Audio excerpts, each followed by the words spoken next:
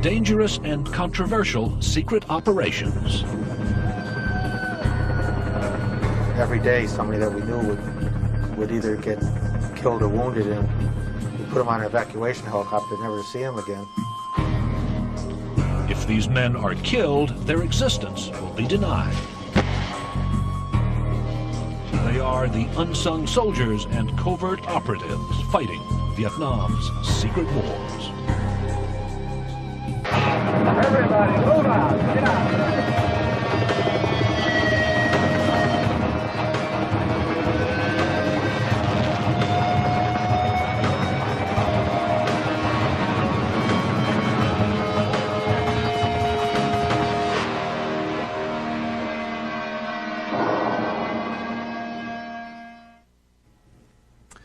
I'm Jack Smith, and these are stories of the Vietnam War, told by the people who knew it best, those who fought it.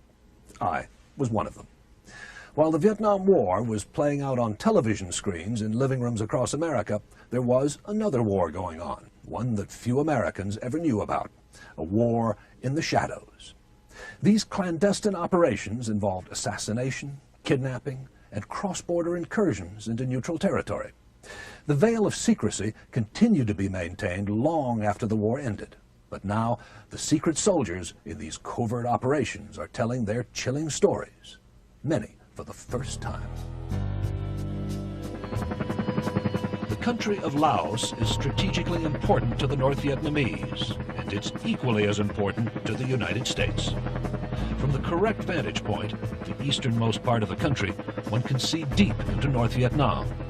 Perfect spot for a radar station to guide U.S. bombers. But since Laos is neutral, any such site must be top secret and manned by non-military personnel.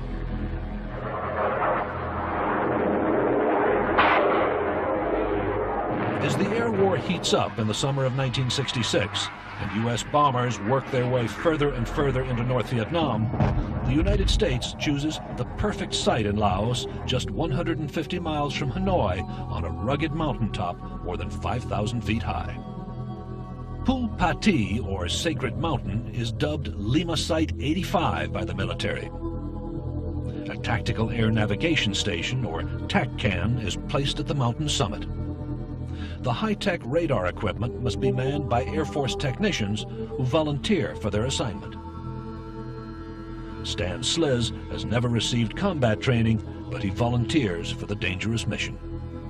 We had to go through an interviewing process, and I imagine the suits that interviewed us were CIA types. They made sure that we were quote-unquote patriotic and the kind of people that they wanted to go to do this kind of thing. John Daniel is married with 2 children when he goes to Lima Site 85 in 1967. And you look around at all the people in the briefing room, you've never seen so much talent in one location in your life. It was, quote unquote, the pick of the crop out of the whole combat evaluation group, which had some 20-odd radar sites around the United States. The mission is so secret that the men officially retire from the Air Force and then are rehired as civilians under contract to a private company. The process is called sheep dipping. You go in and in military uniform, change all of your clothes out, get rid of all identification, dress in civilian clothes.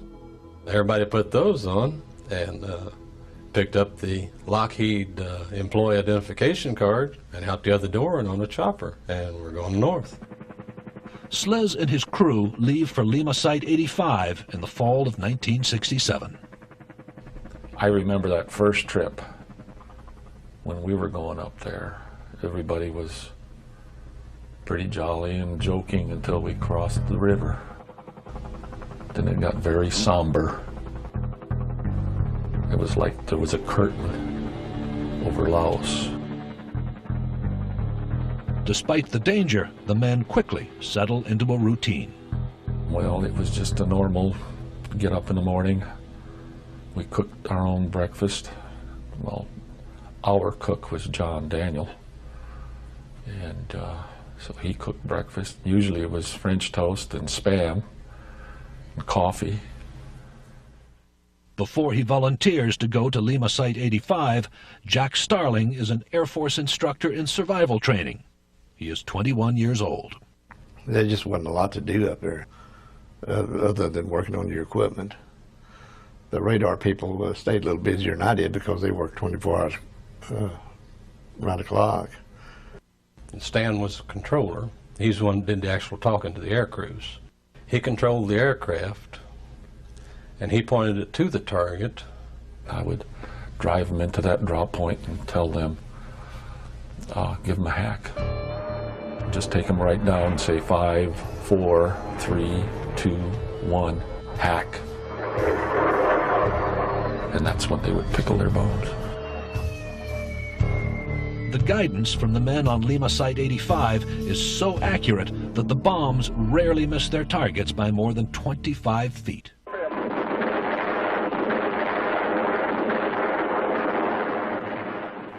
Up north out of Thailand, came right over our site because the TACAN was the last position that they had. And it was quite a sight to see them flying right over the deck because they would swoop down after they got over the mountain. And you could stand out there and look down at this whole force of, it made you feel pretty awesome to see them swooping down through the valleys. Lima Site 85 is protected by a sheer cliff on one side. Landmines and CIA-led Thai mercenaries protect them on the other. In all, 16 Americans man the site. They are told that they are safe from attack. They had told us how secure this thing was, and then after you get up there and look at it, you could think how easy it could be secured, which it wasn't. All the activity on top of the mountain does not go unnoticed by the enemy. The North Vietnamese begin building a road toward the mountain in order to bring in artillery for a major attack. We knew that the enemy was coming. We could see them on the other mountains around us. You look out through binoculars, you could see them. They'd throw a finger at you, you'd throw a finger back at them, you know. That kind of stuff. By early 1968, 23% of all strikes over North Vietnam are under the control of Site 85's radar. The site is considered so essential by the United States government that President Johnson is personally reviewing the effects of its work. The first report the President looked at every morning when he went to his office was the report from Lima 85. Give you a good feeling. The President looks at what you did yesterday, this morning, and last night. First thing he does before he even has coffee. The enemy is desperate to put a stop to the site's work, but their road has yet to be finished. So they attack using a small biplane, which is shot down by the Thai mercenaries. Looked up, and here comes a biplane. What in the world is this doing here? I said, my God, this is Spanish War, Spanish Civil War. They were throwing grenades and mortars and whatnot out of the window, out of the door. And it jerked like this and fired a salvo of rockets right over the top of our equipment. Thai soldiers shot them down with pistols and machine guns. I think he probably got one round in the pilot or two, but shot the aircraft down and it crashed down in the valley below. To the U.S. government, the attack signals that Lima Site 85's time is running out. The men are issued weapons and survival vests, and a second radar crew is sent in so that bombers can be directed against North Vietnam around the clock.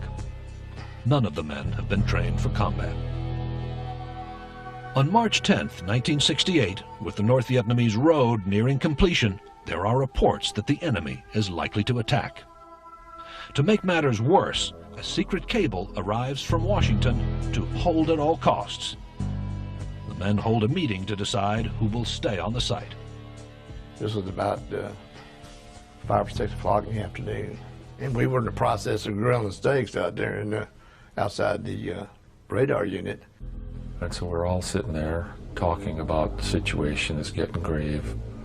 we're going to get evac'd out. Do we want to get evac'd out tonight, or do we want to get evac'd out the next morning? And to a man, we said, let's spend the night. We've got targets fragged for the night. Let's do that, and we'll get out of here first thing in the morning. And I know to this day, and if it was to do over again, I'd do the same thing. Let's drop some more bombs on them. Let's kill them. That's what we sent up here for. And just as we were getting ready to break this off, this loud explosion occurred out the door. That kind of broke up the meeting. There wasn't no more discussion about who was going to leave or so forth. And so we kind of all took cover. The first barrage lasts 3 hours. A dozen Air Force men are killed. In the lull that follows, several technicians return to the site and manage to keep directing bombers to their targets. The way we were set up, I felt pretty secure with all the rounds that was going over us, and it couldn't actually get to us from the way they were firing. But the fight is far from over. As North Vietnamese troops overrun the site, the remaining Americans take refuge at the edge of the cliff. So we went down into a little nook, cranny, cave, except it wasn't a cave, just a little overhang over the trail, kind of. The 5 of us squeezed into that little hole. That was just barely enough room for 2 guys. Really wasn't the greatest spot, but it seemed to work well for most of us. About 2:30 in the morning, we heard the voices of many people, and they weren't speaking English, so we knew we were in trouble. And that's when all hell broke loose. They opened up on us from all over. Lots of small arms and hand grenades going off, and we knew at that time there's nobody going to get out of here alive. I wasn't waiting for anything. I thought I was dead. That thought flashed through my mind, so this is what it's like to die. I wonder what the final feeling's going to be.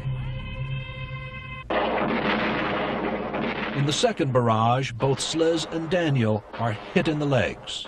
One of their cave mates dies in the blast. I reached a threshold of pain that I just didn't feel anymore. You know, it was just the nuisance. It was like standing in a heavy rainstorm. Grenade, I couldn't get a hold of it. I was thinking about trying to jump at it, and I couldn't move.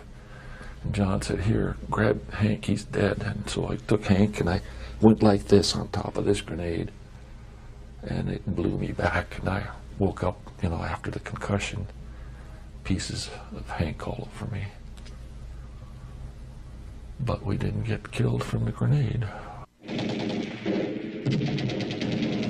Using an emergency radio, Sliz manages to make contact with U.S. planes circling overhead, and he calls for maximum firepower. And lead dropped his, and then number 2, and then everything was deathly still. It was just, I thought I'd gone deaf. I couldn't hear a thing. Just ringing in my ears. And then heard this. I said, that's a chopper. So I got on the radio and talked to these guys. And he says, you got any smoke down there? I think I had 1 round left in my weapon. Best aircraft I ever flew on. I guarantee told you none. Jack Starling remains trapped on the mountain and wounded. I just stayed there and kept still because I didn't have anything to protect myself with or anything. Finally, at great risk, a helicopter comes and rescues Starling. He couldn't land. They had to take me up by a rope, the wire rope. It was too close to the edge of the mountain. Following the evacuation of Lima Site 85, U.S. planes bombed the installation for a solid week in an effort to keep the equipment out of enemy hands. Because of the secret nature of the assignment, the participants are never given the full recognition their valor deserves. They only receive Purple Hearts for their injuries, but none of them has any regrets. I was there to do a job, and I think all of us, when we had chances to discuss what we were doing there, we were all of the same mind, that we thought that we were doing something good, and we were prepared to stay up there as long as it took to get the job done. I don't think anybody ever thought about going back until the job was done. Well, it was good, and yes, even today, if I was physically able, I'd go back if needed.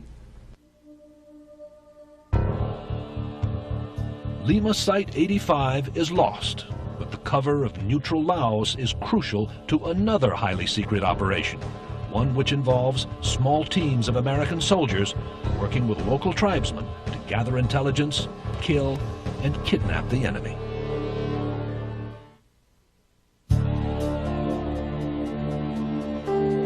Beneath triple canopy jungle, in a country officially off-limits to both the United States and North Vietnam, a secret war is being waged.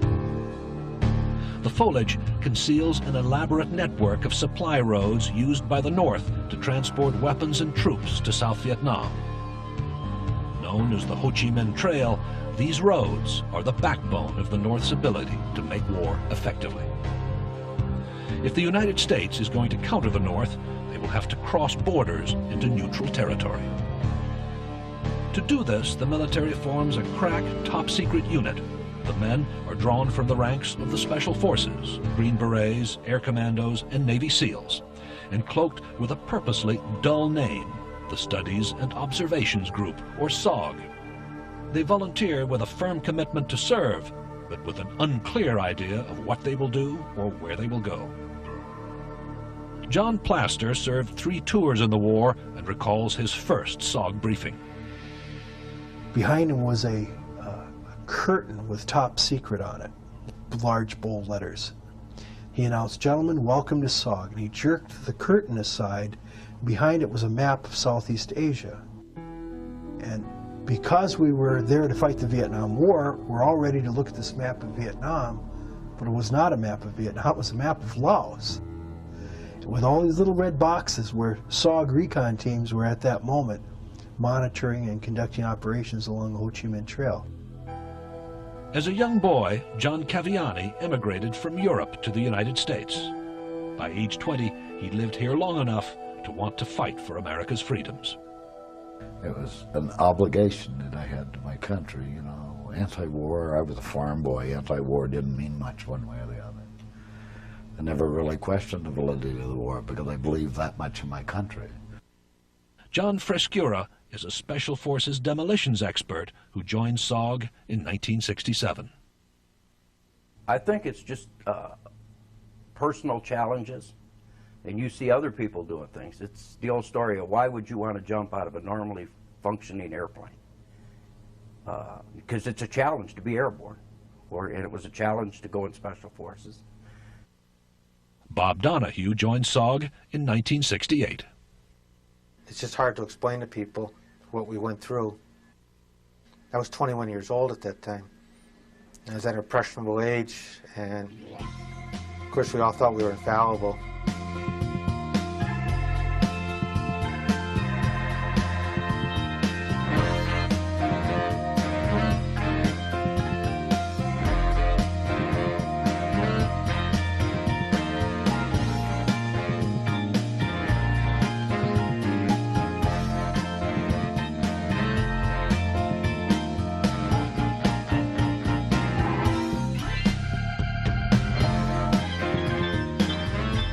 SOGers work closely with local Montagnard tribesmen who have a long democratic tradition of electing their village chiefs and are fiercely anti-communist.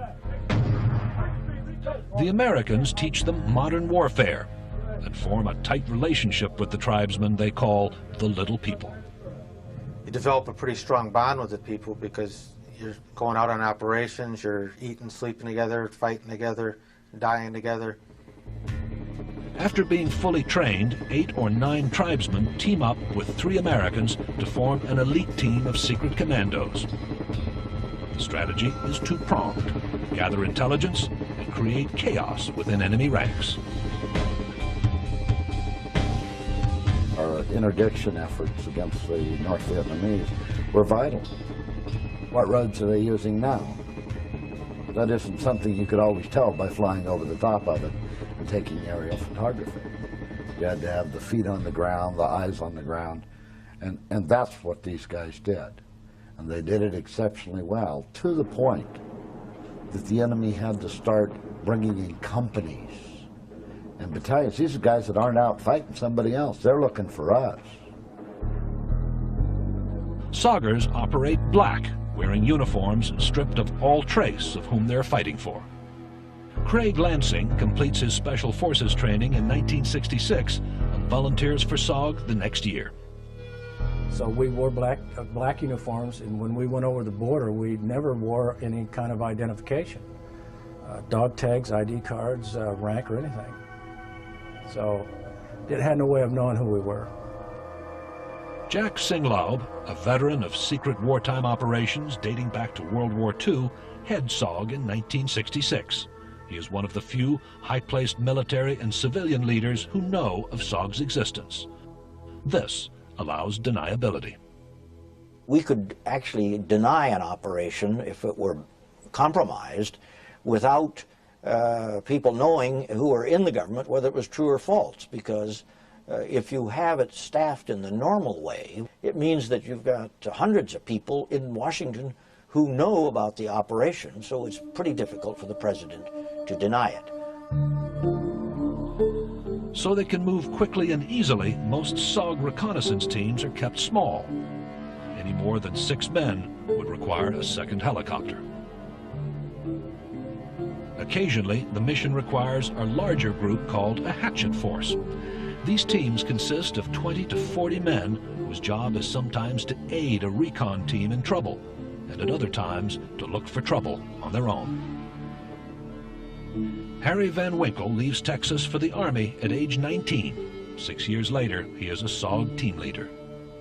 The hatchet force was designed primarily, number one, to exploit targets of opportunity that were located by the recon teams, and to go in and secure downed aircraft, to go in and secure locations where a contact had taken place and where we had lost someone. SOGers also practice the dark art of PSYOPs, or psychological operations, counterinsurgency techniques designed to terrorize the enemy. One of the most classified, codenamed Eldest Son, involves booby-trapping captured North Vietnamese ammunition. Eldest Son was a black operation that, with the help of the CIA and SOG headquarters in Saigon, would take captured enemy munitions, mortar rounds, anti-aircraft shells, ammunition for AKs, and they would remanufacture the ammunition. The booby-trapped ammunition is then placed back in the original containers, and a SOG team places it in ammunition caches behind enemy lines. So then they would take that ammunition, load it into their weapons, and then when they go to shoot at U.S. forces, the ammunition would explode inside the weapon. The weapon hopefully would destroy the person operating it. SOG uses many methods to create disruption in enemy ranks. A kidnapping can have this effect and can provide valuable information as well. There's no intelligence source so good as a freshly snatched enemy prisoner of war. You're deliberately making contact with the enemy behind his lines where he's concentrated, and when we ambushed him and snatched one of his own people, and he knew it, literally they would come after you with thousands of troops. In March 1970, John Plaster's team plans to ambush a North Vietnamese truck convoy in Laos and snatch the lead driver. The team slips past enemy patrols and waits for the trucks along the trail. I will always remember the vision of those headlights coming at us, because you could see them in the darkness for probably 10 minutes, before the trucks got there, and you know it's coming, and you're just waiting and waiting and waiting. It's a little like watching a distant locomotive approach. Plaster lays mines for the lead truck, then positions himself nearby. When the truck blows up as planned, Plaster's team moves in.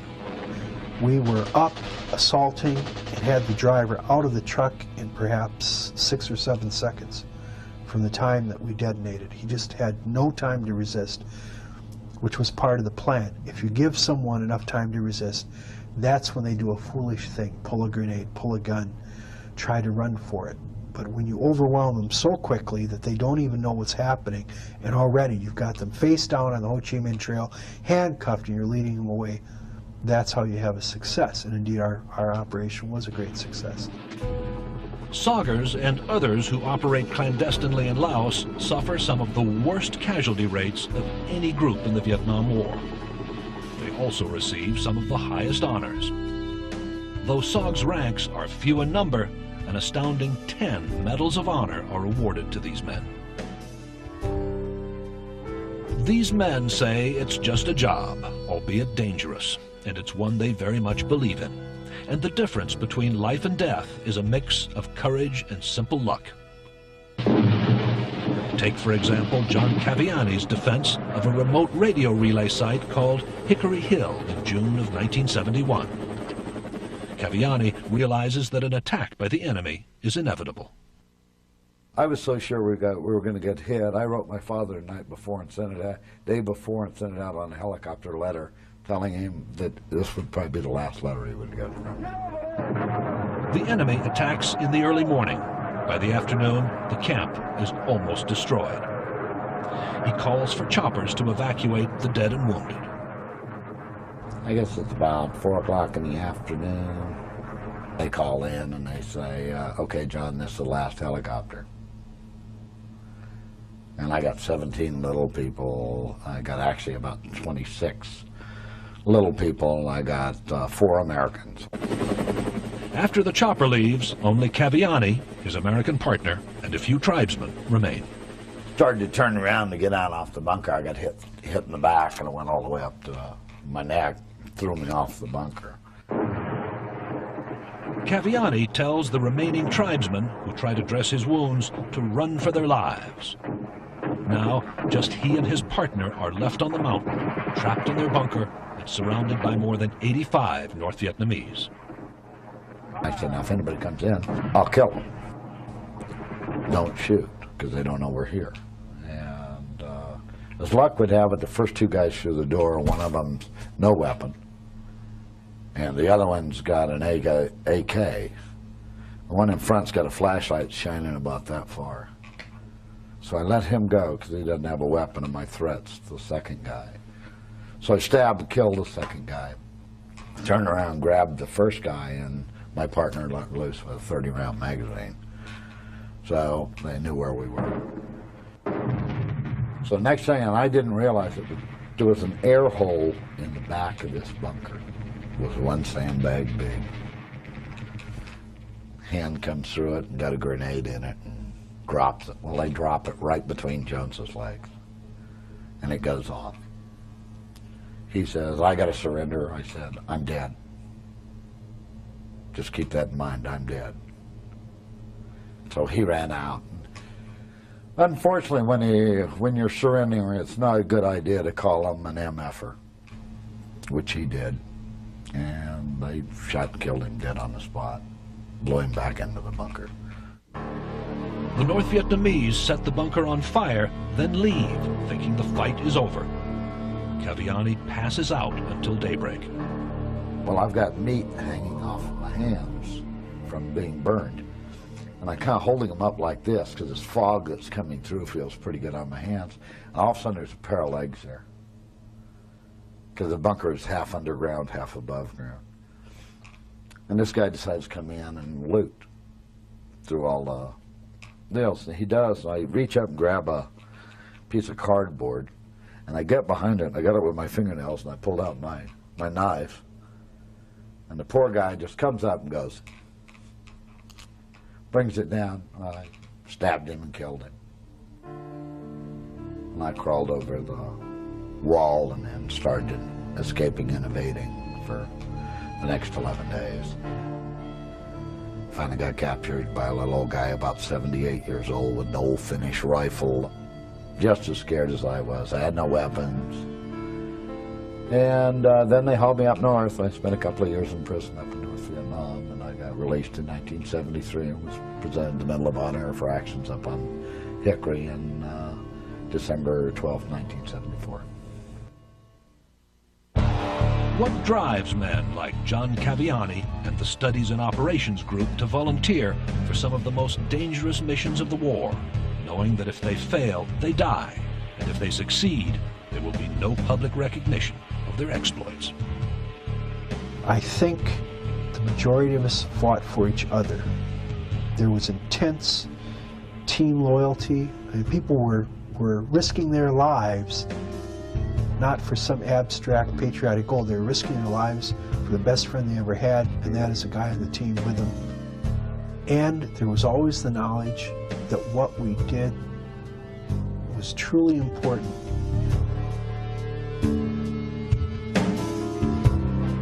You go look at that long black wall in Washington, D.C., and there's a whole lot of our guys on it.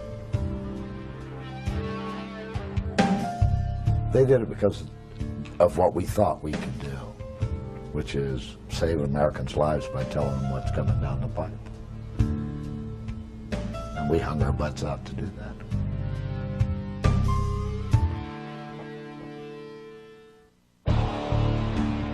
Covert operations like SOG do not become public until years later. But an operation run by the CIA, one of the most controversial of the entire war, falls under the glare of public scrutiny and allegations of assassination and torture. The CIA calls it Operation Phoenix. It is a counterinsurgency program designed to cleanse loyal South Vietnamese villages of Viet Cong infiltrators. It will be charged later that it's a vehicle for political assassination and torture. Operation Phoenix begins in the early 60s under a different name, as a controversial plan to counter terror with terror. In the hamlets of South Vietnam, villagers can be allies or enemies. Warren Milberg works for the CIA in the early days of the Phoenix program in 1969. Everything was foggy in Vietnam. Policies were foggy. Operations were foggy. Nothing was really clear. You didn't really clearly know who the enemy was. The enemy here is not North Vietnamese Army regulars, but the Viet Cong, the shadow government and secret army of North Vietnam operating throughout the South. Some Viet Cong live in the jungles.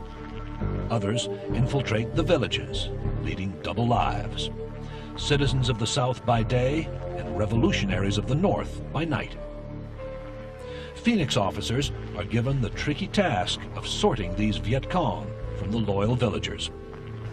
It was not uncommon, and did in fact happen on a couple of occasions, that we in our little compound in Quang Tri were attacked by women and children. We had a little guy who used to deliver bread, French bread, little baguettes of bread in a bag every day, and one day, instead of delivering baguettes of bread, he delivered hand grenades that he threw over the wall. Children that had somehow been perverted into a combat role. The Viet Cong are elusive to the Americans, but their presence is very real and brutal for the villagers of South Vietnam. John Cook is an Army intelligence officer who works in the Phoenix program at the district level. It was part of the doctrine to sacrifice a certain part of the population to send a message to the other part. And their principal weapon of choice was terror, that they would go into a hamlet and village and tell the people, we don't want you cooperating with the government. If you do, we're going to come back and we will kill your children. This wasn't an idle threat. Phoenix officers work with South Vietnamese police and intelligence agencies to identify Viet Cong, then mount operations against them. It is a painstaking process. You would gather your own intelligence, you would refine it, and you would act on it. In one operation may be successful. You would get, you would make a capture, or you'd capture documents. They would lead you somewhere else. So you would go wherever the evidence would take you. And slowly a picture would emerge of the Viet Cong structure in your own district. We would attempt to determine how accurate the information was. Is that we had a name, we had a place, and was this person really a Viet Cong, or was this person's name on this list for the wrong reasons? The wrong reasons could have been anything you could guess at, from somebody reporting somebody because they didn't like them, because they stole their pig, or they were growing rice in a place where they shouldn't be growing rice, or they really were a Viet Cong infrastructure member. Once a suspected Viet Cong is identified, he or she is captured by any means possible. By whatever means possible either meant that a U.S. military unit would be assigned the task, or that a South Vietnamese police or military unit would be assigned that task, or in some cases members of the Provincial Reconnaissance Unit, which were mercenaries hired by me and paid for by the CIA, would be used. The CIA call it neutralizing the Viet Cong. But what exactly does that mean? Much of the controversy surrounding the Phoenix program turns on this phrase. Bruce Lawler joins the CIA in 1970 after graduating from college. To neutralize did become a buzzword. It became a hot button, and I probably shouldn't use it. But the reality is what we were trying to do was to decrease or eliminate the impacts of this political structure on the people. Most of the operations were clearly geared to capture. And if that didn't succeed, then you would try something else. But the name of the game was to take him out. And the first choice would be capture. The second choice would be kill him. In one case, Cook and his South Vietnamese team identify a Viet Cong assassination squad and successfully launch a military operation against them. We actually had lists for the first time of who their potential victims would be. And the satisfaction of knowing that rice farmer would not die because we had actually eliminated these guys, it's probably one of the most satisfying feelings you would have. Phoenix teams tried to capture the VC alive, then persuade them to defect. Defectors provide valuable information about Viet Cong membership and guerrilla tactics, like how to breach the defenses of American camps. But many hardcore VC resist and fight rather than trade sides. John Cook and his team track a notorious VC leader to a tunnel, then ask him to defect. The man begins to fight. Cook's team responds by throwing a grenade into the tunnel. The VC leader is pulled out, mortally wounded, and asks his captors a question. How bad am I? And the reality was he was very bad. He was going to die. And he asked my counterpart, Lieutenant Howe, if he would do him the honor of killing him. And Howe did. Took out his .45 and shot him in the head. I think that was a very profound scene that I witnessed. You know, you could argue technically was that a war crime? Probably was. But I don't think any of us at the time thought so. When the Viet Cong are successfully captured, they are taken back to province headquarters for interrogation. Some VC fear that they will be treated as harshly as their own units treat uncooperative villagers. Nelson Brickham was one of the early architects of the Phoenix program. They came into a province interrogation center, for example, scared witless. They were frightened. They were expecting torture. They were expecting to be beaten. And instead, they got in there and they got medical care if they needed it. They got some decent food, which they'd been eating on rations of rice for God only knows how long. And they were not treated roughly. and they would spill their information just like that. It was not a problem in most cases. Press reports of innocent civilians being killed by CIA mercenaries reach the United States, and Congress demands an explanation. In 1970, William Colby, the CIA station chief in Saigon, attempts to defend the program. To capture, rally, or kill members of the enemy apparatus. But the CIA is too closely tied to what the public feels is a morally corrupt operation. Feeling the heat from the public outcry, the CIA relinquishes leadership of the program to Army intelligence by 1973. Operation Phoenix, for all the controversy about excessive brutality, has a positive side.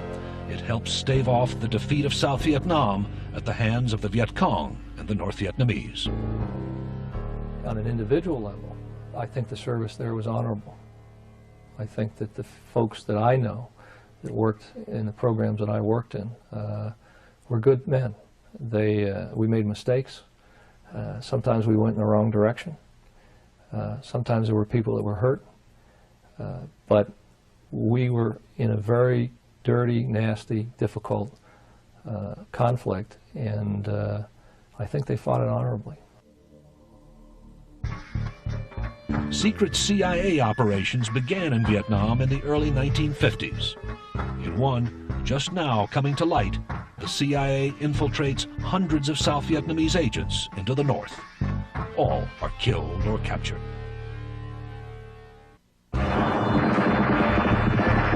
Long before the Vietnam War becomes a very public war, long before any U.S. troops become involved, the CIA is secretly working with the South Vietnamese, trying to hold back what it sees as a communist tide. In one of the secret war's earliest operations, dating back to 1961, the CIA begins parachuting Vietnamese agents into the north to set up undercover bases of resistance. Hung Tran is one such agent. Born in North Vietnam, he comes to the south and is recruited by the United States in 1958. We weren't supposed to know the real names of all the people, but I can say that the people who trained me belong to the CIA. After 2 years of training, Hung Tran sets out in a boat to infiltrate North Vietnam. It was about 1 o'clock in the morning when the crew dropped me on shore. It was very dark and very quiet. Because I had never done this before, I didn't know what was about to happen, and I was so scared. His job is to recruit and train agents in the north. But on the second day in Hanoi, he realizes he is being followed. I spotted 5 different people who were following me. I acted like a tourist and visited different places in Hanoi in order to elude the secret police. But after being in Hanoi for about a month, they discovered my secret plan and they captured me. Sedgwick Turison is a former intelligence officer who investigated Hung's story while working for a Senate subcommittee. Some of those operations had gone in successfully, 1960, 1961. Hung's was part of the program as part of the failures that began to creep in. Because from 1961 onward, when they sent a guy up north, he never came back. In another mission, a 6-man team is to set up networks of agents and destroy communications installations. I was dropped into the north by air on June 28, 1964. But when we landed, they fired shots at us, then surrounded us, and my whole team was captured. Vu Van Chi is a member of yet another team of secret commandos, codenamed Team Hector. Before I left for the north, I visited my parents. Normally, in my profession, I cannot tell anyone about what I do.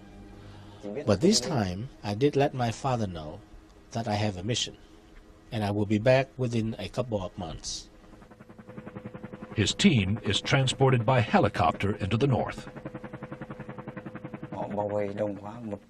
My team was surrounded by a regiment, and we fought with them until the next morning. They called for reinforcements and surrounded us. Then they captured us. The CIA knew by 1961 that the Northern Vietnamese intelligence service was capturing the teams and forcing them to operate their radios. Because fortunately, enough of the teams were able to tell their controllers back in Saigon, we've been captured and we are being forced to transmit. Several things made us suspect that there was a double agent within our headquarters. The enemy already had our landing coordinates, and they were able to capture us as soon as we hit the ground. That should have sent a warning message, a very strong warning message that there's something wrong. The project is turning into a rout at the hands of the enemy, and by 1963 it is transferred from CIA to Pentagon control. And CIA wants out of there. They're out. Give this to the military. Well, what they gave the military was a bag of worms. It was something that wouldn't work, but that Robert McNamara convinced the president that it would. It was a hoax. There was great pressure from Mr. McNamara directly for us to increase the number of those teams. I attempted to point out that these were not a particularly effective device for gathering intelligence. We were losing far more men than I felt was worthwhile. Instead of abandoning the program, U.S. authorities see an opportunity to use the agents to spread disinformation without telling them. And more teams are sent to meet their certain fate. Inexplicably, the operation continues for 7 more years.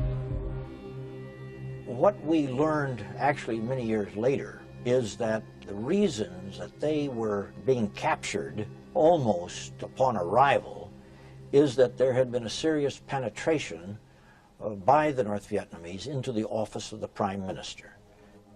The result of having such a well-placed mole is death or years of misery for almost all the agents. After they arrested me, they interrogated me, but I didn't give them any information.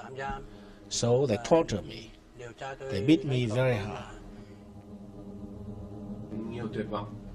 Hopeless. I was very hopeless. But at the same time, I was also very hopeful. I am a Catholic, and my Catholic faith helped me to get through those times. And I also began to understand the ideal of human freedom, democratic freedom. Those two things together helped me endure. Their families are informed that the agents have been killed. Even though the U.S. and South Vietnamese governments have good information, they are alive. The reason being that we knew they were alive is because the North Vietnamese announced over the radio, either in English over the Vietnam News Agency or Radio Hanoi domestically in Vietnamese, that here was a team who'd been captured. They read the names of the people. By 1973, with the signing of the Paris Peace Accords, American prisoners of war are returned home, but not the Vietnamese agents.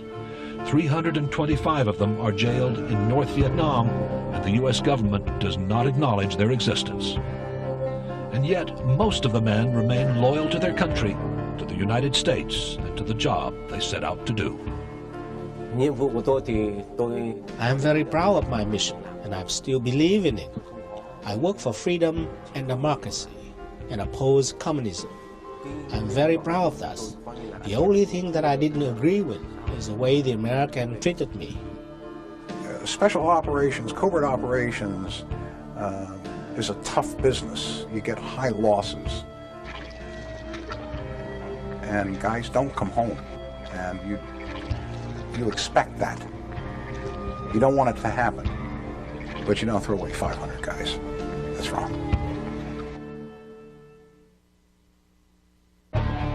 With the passage of time, the jailed secret agents are eventually released from prison in North Vietnam. Many have served 20 years. It has been more than 25 years since these covert operations, but even now, as more and more details of the secret wars are coming to light, they are the most controversial of the many ways America waged its war in Vietnam. After Vietnam, questions continued to be raised about secret operations. Congressional hearings in 1975 shed new light on the CIA and its clandestine operations, including assassination. Later, in the 1980s, the Contra War in Central America began as a covert operation run by the CIA. Congress once again raised questions about secret methods. Despite these controversies, many feel that some secret actions do have a place in a free democratic society, even today. If a hostile foreign power acquired a chemical agent and we believed he was about to use it against the United States, should we wait until they use it before we act? Or deniably, covertly, preemptively strike them, prevent this agent from being delivered? Well, we're big boys and girls here. You're not going to allow someone to turn loose nerve gas in the United States city before you act, could you? While the debate continues to swirl over the secrecy and sometimes violence of covert operations, it is easy to overlook the heroism and the bravery of the soldiers whose stories are just now emerging from the shadows. I'm Jack Smith. Good night.